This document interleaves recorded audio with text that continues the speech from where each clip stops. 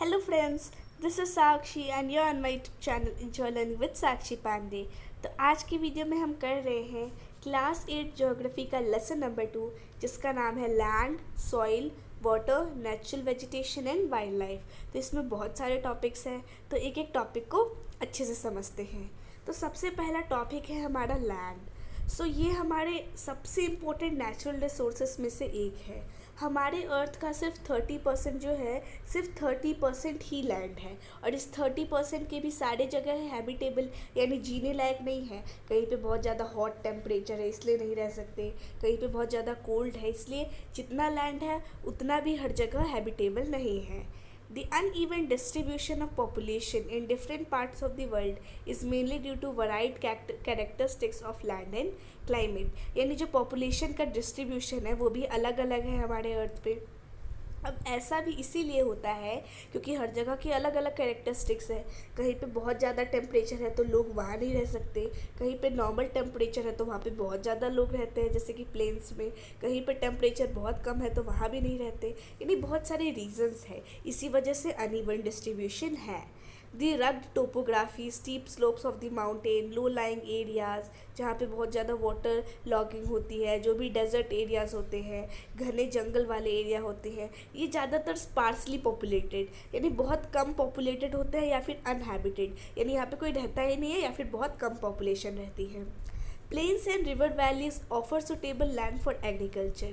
जबकि जो प्लेन्स और रिवर वैलीज होती हैं ये एग्रीकल्चर के लिए बहुत ज़्यादा अच्छी है, इसीलिए ये डेंसली पॉपुलेटेड होती है, यहाँ पे बहुत ज़्यादा लोग रहना पसंद करते हैं। यानी सिर्फ कंडीशंस की डिफरेंस है, अगर कंडीशंस अच्छी है तो वहाँ की पॉपुलेशन भी ज़्यादा है, डेंसली पॉपुलेटेड है वो एरिया। अब हम आते हैं लैंड यूज़ पे, यानी किस तरह से लैंड का इस्तेमाल किया जाए। Land is used for different purpose such as agriculture, forestry, mining, building houses, roads and setting up of industries. This is commonly termed as land use. तो लैंड को हम बहुत सारे पर्पस के लिए यूज़ करते हैं। हम एग्रीकल्चर के लिए भी यूज़ करते हैं, फॉरेस्ट्री के लिए भी, माइनिंग के लिए भी, घर बनाने के लिए, रोड बनाने के लिए। तो लैंड जो है वो बहुत ज़्यादा ही इसका यूज़ है और जितने भी यूजेस होते हैं यही कहलाते हैं land use. Do you know, क्या आप जानते हो 90% of the world population occupies only 30% of land area. यानी वर्ल्ड पॉपुलेशन का जो 90% है, ठीक है, वर्ल्ड पॉपुलेशन का 90% है पर जो लैंड एरिया है वो सिर्फ 30% है। The remaining 70% of the land is either sparsely populated और अनहैबिटेड। यानी मान लीजिए अभी हमने पढ़ा कि अर्थ पे 30% होता है लैंड, तो अगर हम इस 30 को 100 के रूप में देखें तो इस 100 में से सिर्फ 30% ही हैबिटेबल जगह है, यानी 30% ही ऐसी जगह है जहाँ पे लोग रह सकते हैं, ठीक है, वरना बाकी का जो 70% है वो अनहैबिटेबल है, यानी कुछ रीजंस है जिसकी वजह से वहाँ पे मानव जाति नहीं रह सकती, ठीक है। अब हम आते हैं कॉमन प्रॉपर्टी रिसोर्सेज, यानी कौन कौन सी कॉमन प्रॉपर्टी रिसोर्सेज हैं। Land can also be divided on the basis of private land and community land. यानी लैंड जो है उसको हम और दो पार्ट्स में डिवाइड कर सकते हैं, एक है प्राइवेट लैंड और एक है कम्युनिटी लैंड। प्राइवेट लैंड है जो उसको इंडिविजुअल्स यानी कोई अकेला इंसान ही उसको ओन करता है, जबकि जो कम्युनिटी लैंड है वो एक कम्युनिटी के द्वारा ओन किया जाता है, ठीक है। जैसे कि कोई कम्युनिटी हो गई जो कि एनजीओ चलाती है तो उनका लैंड वो सबका हो गया, जबकि कोई प्राइवेट प्रॉपर्टी हो गई, जैसे मेरे खुद की कहीं पे प्रॉपर्टी है तो वो सिर्फ मेरे इंडिविजुअल की होगी, ठीक है। These community lands are known as common property resources, और यही जो भी कम्युनिटी लैंड होते हैं ये कहलाते हैं common property resources. Change in land use over time. तो अब हम देखते हैं कि लैंड यूज़ यानी लैंड को यूज़ करने में किस किस तरह के बदलाव आए हैं समय के साथ साथ। People and their demands are ever growing but the availability of land is limited. यानी लोग और लोगों की डिमांड दिन पर दिन बढ़ती जा रही है, हमारी पॉपुलेशन भी बढ़ रही है और साथ ही साथ हम डेवलपमेंट्स कर रहे हैं। हमारी पॉपुलेशन बढ़ेगी तो हमारी डिमांड भी तो बढ़ेगी, ज़्यादा खाना चाहिए, ज़्यादा रहने की जगह चाहिए, बहुत सारे नीड्स हैं। पर जो कि लैंड है वो सिर्फ लिमिटेड है, उसको हम एक्सटेंड नहीं कर सकते। People started encroaching the common lands to build up commercial areas, housing complexes in the urban areas and to expand the agricultural land in the rural areas। यानी इसी वजह से लोग क्या कर रहे हैं, अर्बन एरियाज़ में वो हाउसिंग कॉम्प्लेक्स और कमर्शियल एरियाज़ का अमाउंट बढ़ा रहे हैं, यानी ज़्यादातर लैंड्स को इसी काम में लगा दे रहे हैं कि वहाँ पे कॉम्प्लेक्स बना दे रहे हैं या फिर कमर्शियल एरिया जैसे कि बिजनेस मॉल, शॉपिंग मॉल्स, ये सब बना दे रहे हैं। और गांव में क्या हो रहा है, गांव में हो रहा है कि एग्रीकल्चर लैंड का एक्सपेंशन हो रहा है, शहर में हाउसिंग कॉम्प्लेक्स और जो गांव है वहाँ पे एग्रीकल्चर लैंड, यानी हर जगह तो एक्सपेंशन ही हो रहा है पर लैंड तो लिमिटेड है।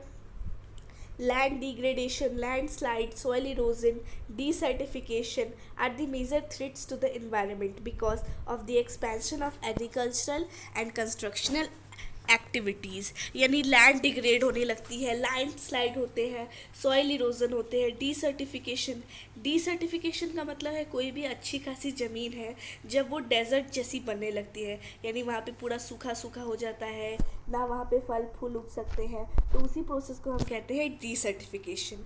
तो ये सब क्यों होता है, क्योंकि हम इन्वायरमेंट को बहुत सारे नुकसान पहुँचा रहे हैं, हम एग्रीकल्चर और कंस्ट्रक्शनल एक्टिविटीज़ को बढ़ा रहे हैं, इसी वजह से ये सब हो रहा है क्योंकि लैंड तो लिमिटेड है और हम उस पर ज़्यादा प्रेशर डाल रहे हैं।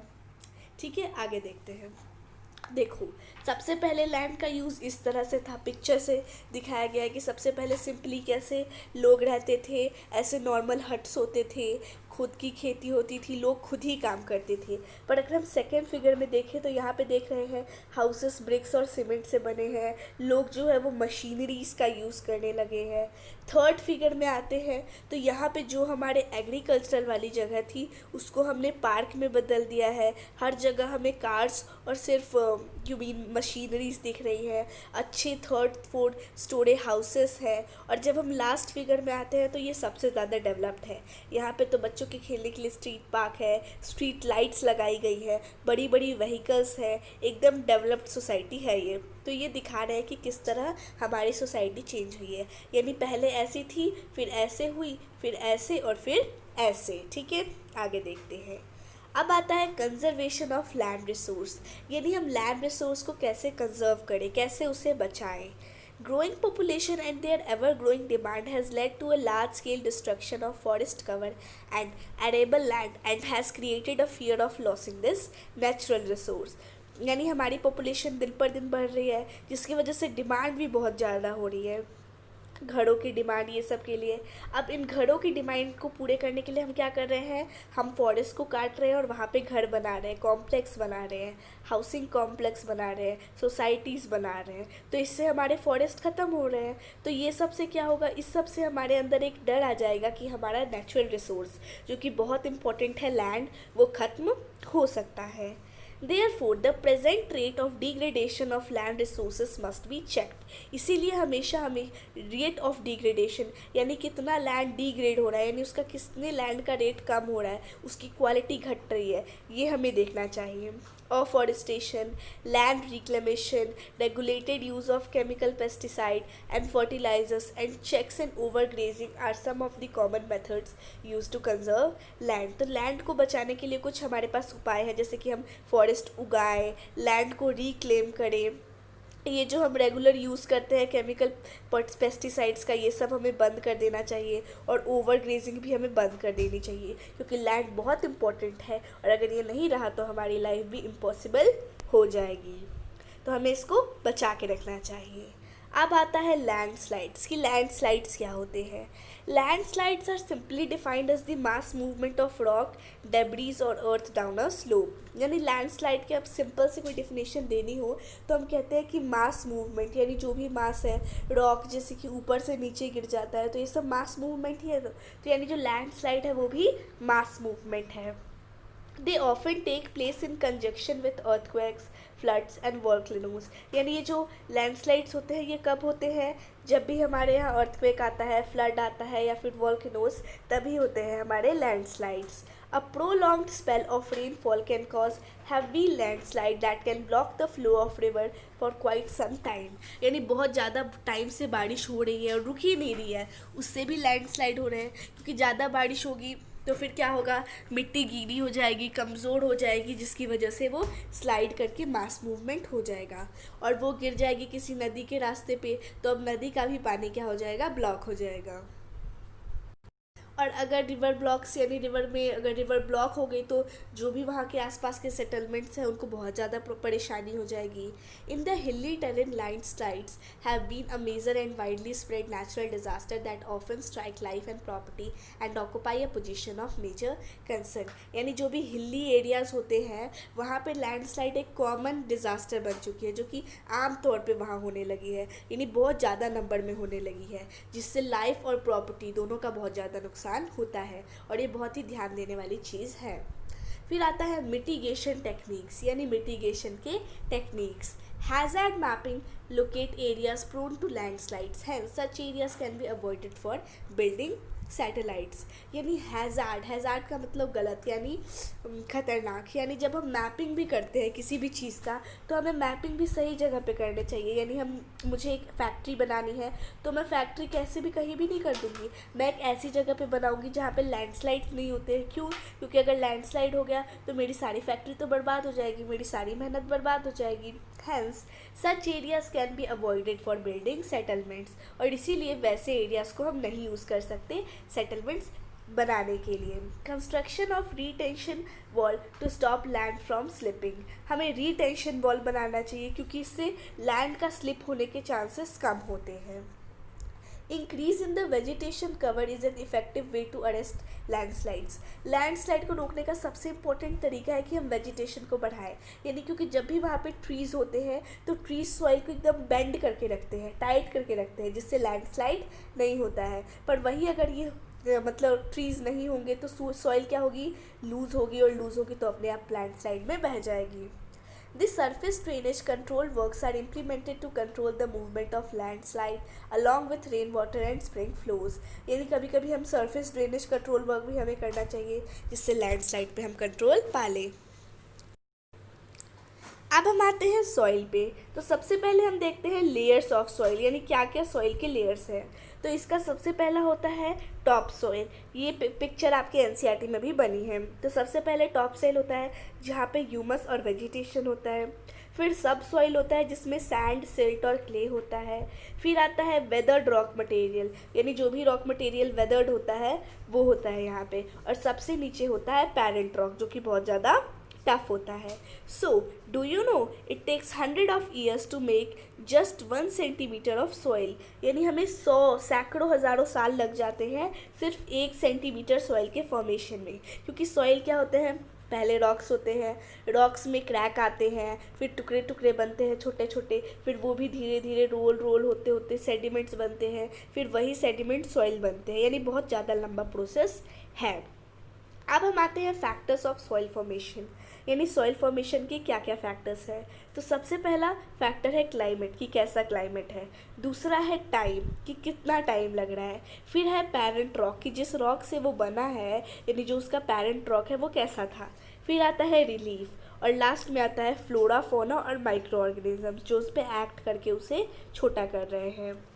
अब आता है डिग्रेडेशन ऑफ सॉइल, यानी सॉइल के ग्रेड को घटना, यानी इसकी क्वालिटी को घटना। Soil erosion and depletion are the major threats to soil as a resource, यानी सॉइल एक रिसोर्स है, तो अगर हम जो सॉइल इरोजन हो रहा है और जो भी डिप्लेशन हो रहा है सॉइल का, ये सब मेजर थ्रेट है, यानी इससे बहुत नुकसान पहुंच रहा है सॉइल को। Both humans and natural factors can lead to degradation of soils, यानी दोनों ह्यूमन फैक्टर्स भी और साथ ही साथ कुछ नेचुरल फैक्टर्स की वजह से भी सॉइल डिग्रेड होते हैं। ह्यूमन फैक्टर्स यानी जो भी हमारी एक्टिविटीज़ की वजह से होते हैं, और नेचुरल फैक्टर्स जैसे कि जो भी नेचुरल कैलेमिटीज़ होती हैं। Factors which lead to soil degradation are deforestation, overgrazing, overuse of chemical fertilizers or pesticides, rainwash, landslides and floods। यानी किस किस कारणों से होता है सॉइल डिग्रेडेशन। ज़्यादा हमने डिफॉरेस्टेशन कर दी, जानवरों ने ओवर ग्रेजिंग कर दी, हम ज़्यादा केमिकल फर्टिलाइजर्स और पेस्टिसाइड्स का यूज़ करते हैं, तो ये सारे से हमारे सॉइल का जो क्वालिटी है वो डिग्रेड होता है। अब आते हैं कंजर्वेशन मीजर्स, यानी किस तरह से हम लैंड को कंजर्व कर सकते हैं। तो यहाँ पे कुछ मेथड्स दिए हैं, वो सब हम देखते हैं। सबसे पहला है मल्चिंग। तो मल्चिंग ऐसा प्रोसेस होता है जिसमें दो प्लांट्स के बीच जो बेयर ग्राउंड यानी जो खाली ग्राउंड है उसको हम स्ट्रॉ से ढक दें। इससे हमारा सॉइल मॉइस्चर रिटेन होता है और जिससे हमारा सॉइल कंजर्व्ड होता है। फिर आता है contour barriers. Stone, grass, soil are used to build barriers along contours. Trenches are made in front of these barriers to collect water.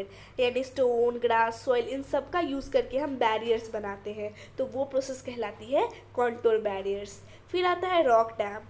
Rocks are piled up to slow down the flow of water, यानी rock को pile किया जाता है एक जगह पे ताकि वो पानी के बहाव को कम कर सके। This prevents gullies and further soil loss. इससे सबसे पहले गलीज बच जाती है, अब ज़्यादा पानी नहीं जाएगी तो सॉइल लॉस भी बच जाता है। फिर आता है टेरेस फार्मिंग।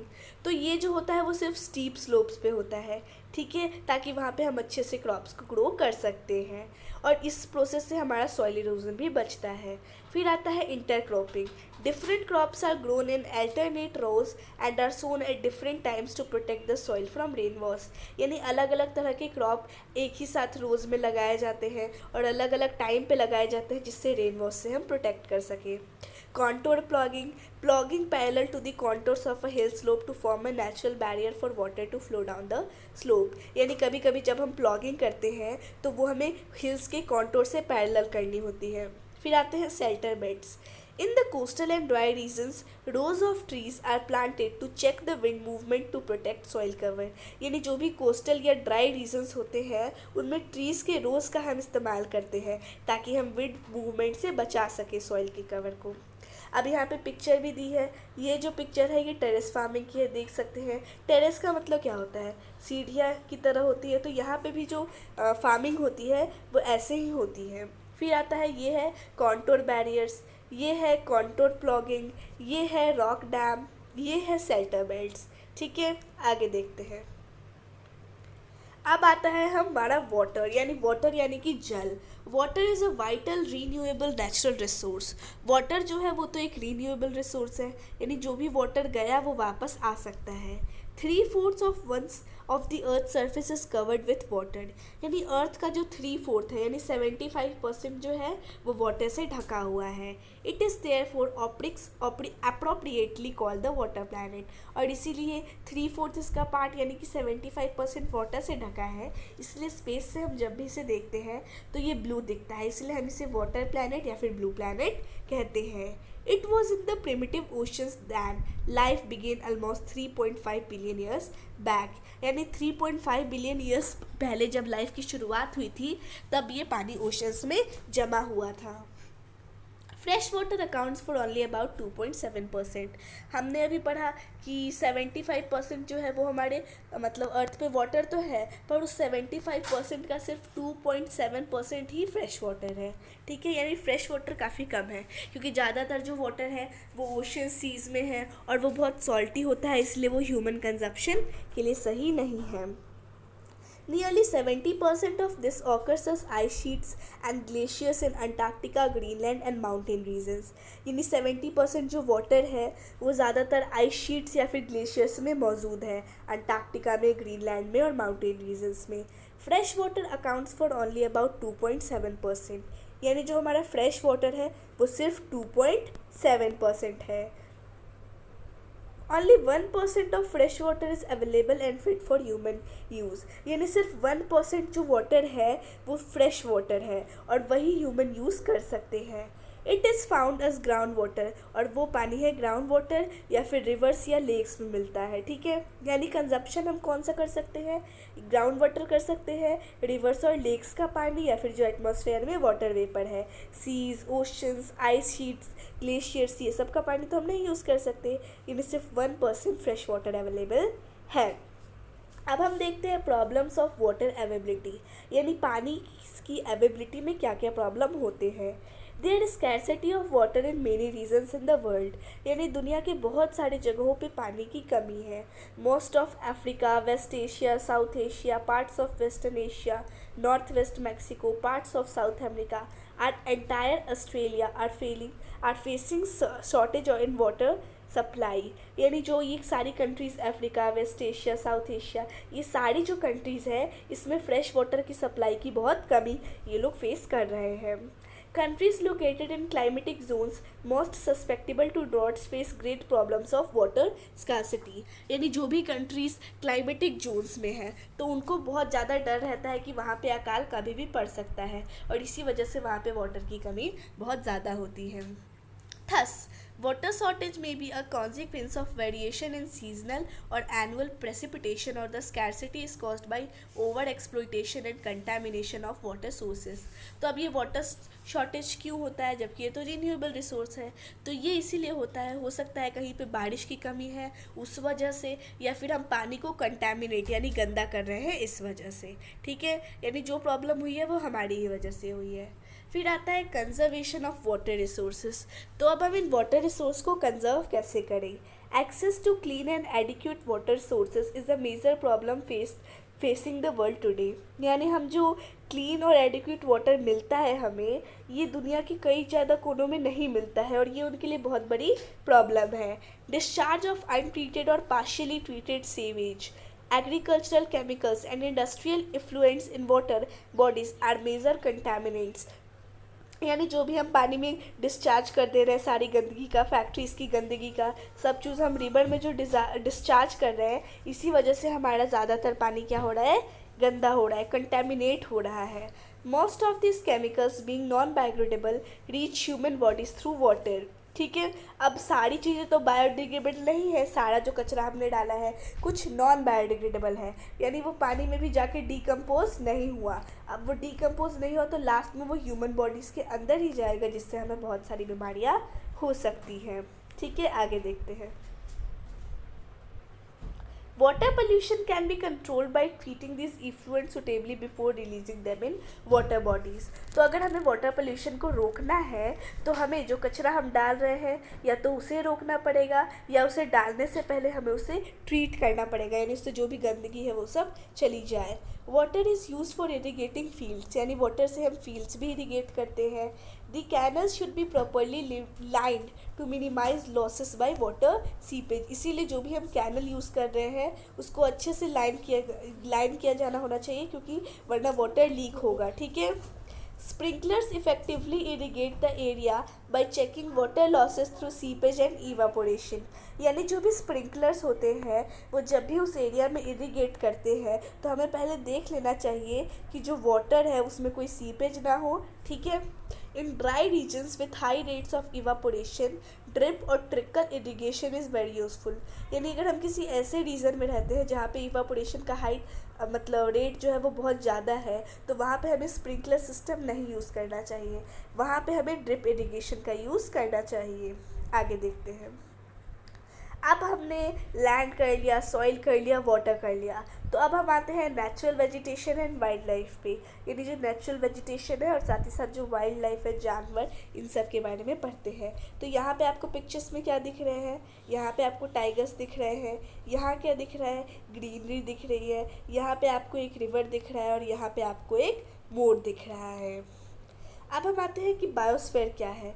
तो biosphere is natural vegetation and wild life exist only in the narrow zone of contact between the lithosphere, hydrosphere and atmosphere that we call biosphere. यानी जो भी ये नेचुरल वेजिटेशन और वाइल्ड लाइफ एग्जिस्ट करती है, ये कहाँ पे एग्जिस्ट करती है? सिर्फ बायोस्फीयर पे, जहाँ पे लिथोस्फीयर भी है, हाइड्रोस्फीयर भी है और साथ ही साथ एटमोस्फीयर भी है। In the biosphere, living beings are interrelated and interdependent on each other for survival।